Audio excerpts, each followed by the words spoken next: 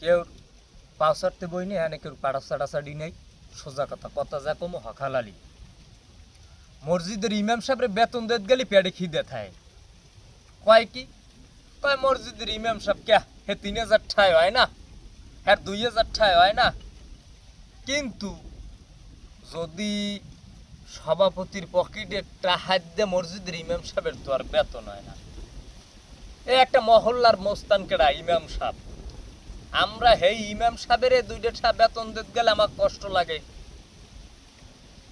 আমরা ইমাম সাহেবরে যদি 2টা বেতন দিই তাই আমাকে মনে কষ্ট লাগে। কষ্টটা লাগে কি?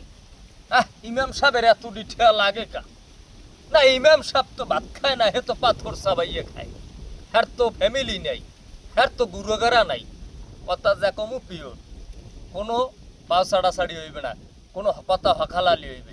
ইমাম সাহেবের হ্যার বেতন লাগে না, কারণ ইমাম সাহেবের তো আর পেট নাই, বউ নাই, গুরুগারা নাই।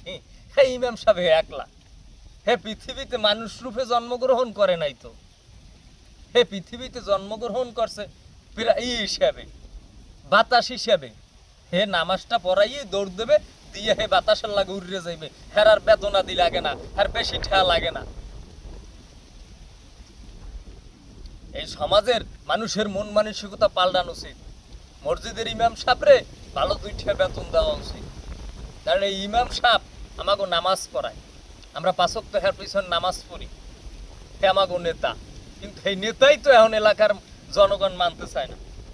আবার মানবো বা কেমনে? কিছু কিছু ইমাম সাহেব যা করে টরে হ্যাঁ তো মানার মতোও না, কিন্তু এই ইমাম সাহেবরে মানা উচিত, এগুলো মানুষের মানা উচিত।